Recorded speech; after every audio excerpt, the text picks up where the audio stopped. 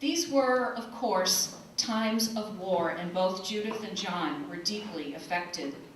George Washington appointed John as chaplain of 3 Rhode Island regiments. Judith served as his eyes and ears in Gloucester, in one case writing to him about the presence of warships off the coast, describing the most heart-affecting distress and their men bravely preparing for opposition. John relied on her for news and her thoughts. The friendship was deepening. While John was away, the Reverend Samuel Chandler of Gloucester's First Parish and the Reverend Andrew Crosswell of Boston, among others, initiated what would become years' worth of attacks and legal battles against John's ministry. Judith became John's fierce defender, writing to him, "Thou, Murray, art engaged in dispersing those dense clouds which presumptuously o'ershadow our intellectual sun, and it is hence I pronounce thee happy. Go on, dear sir, and may the God whom thou delightest to serve grant thee success. How well digested is your plan, or rather, how strong is truth. I do assure you, when you were so unceremoniously and so publicly assaulted by the bold questioners, universal palpitations seized me. When you sat down, and again when you arose, my cheeks were alternately flushed and pale, and during the torrent of interrogations I could scarcely breathe. Nor wonder, for if I have not yet found the path of truth, where, alas, shall I turn?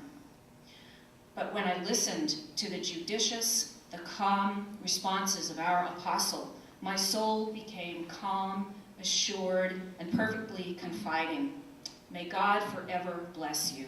Indeed, he hath blessed you, by thus causing you to encounter the various difficulties and to surmount them too."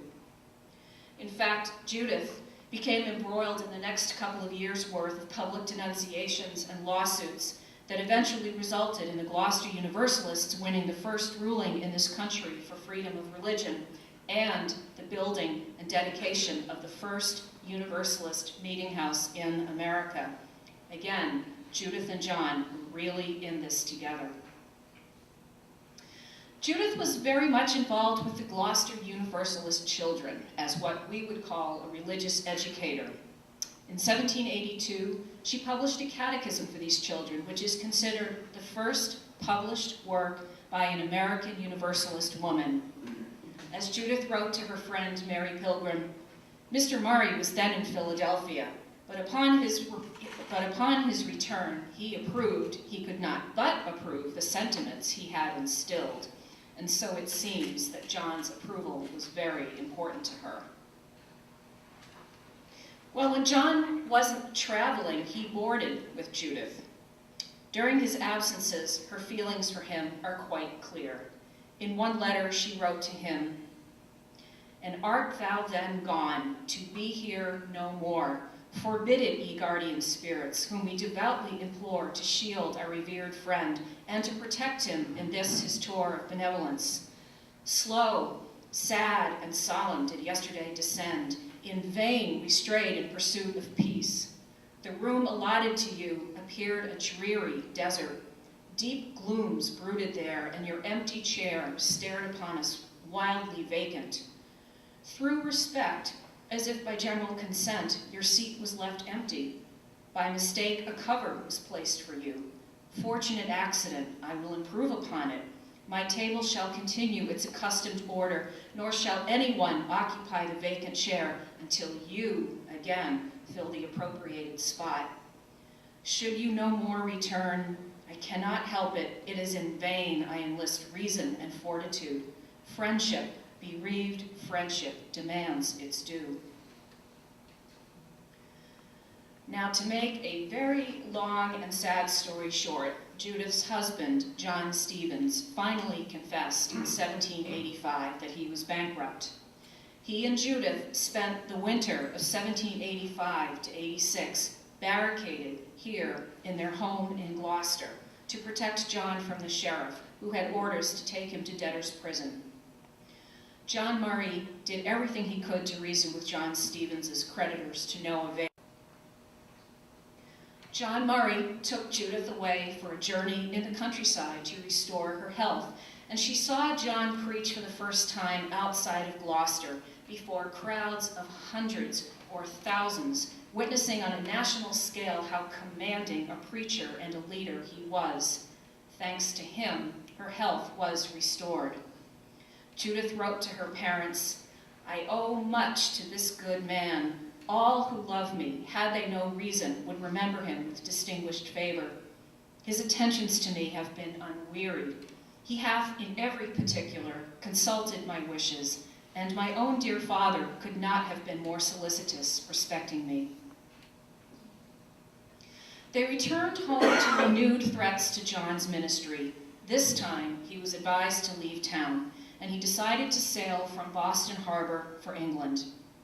At the same time, Judith had been informed of her husband's death in the West Indies. She was finally free to marry John, but neither one knew if he would be able to return. Before John set sail, in January of 1788, he finally told Judith how he felt about her and asked her to marry him. Judith explained the details to her aunt, Mary Turner Sargent. Just at this juncture, I received a letter from Mr. Murray. It informed me that delicate attention to my honor and feelings had kept him silent, but driven by the malice of his enemies from the continent, he could not depart without disclosing to me the treasured secret of his soul, since he might thus risk the happiness of his life. He could not but indulge a hope that domestic felicity might yet be his.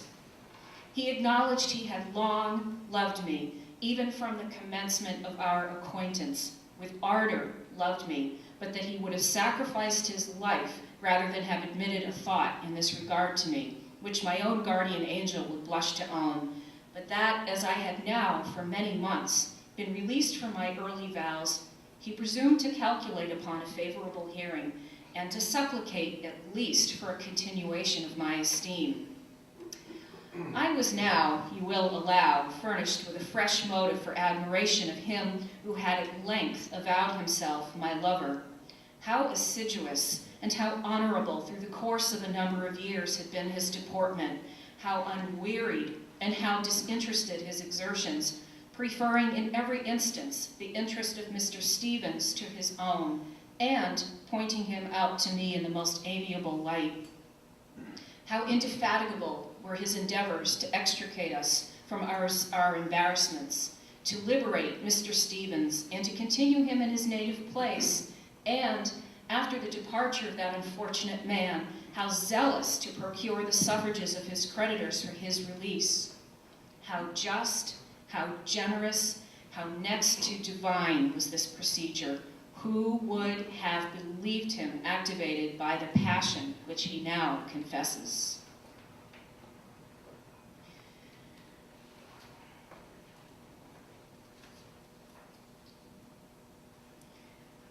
And Judith also explained the details. Oh, I'm missing a letter.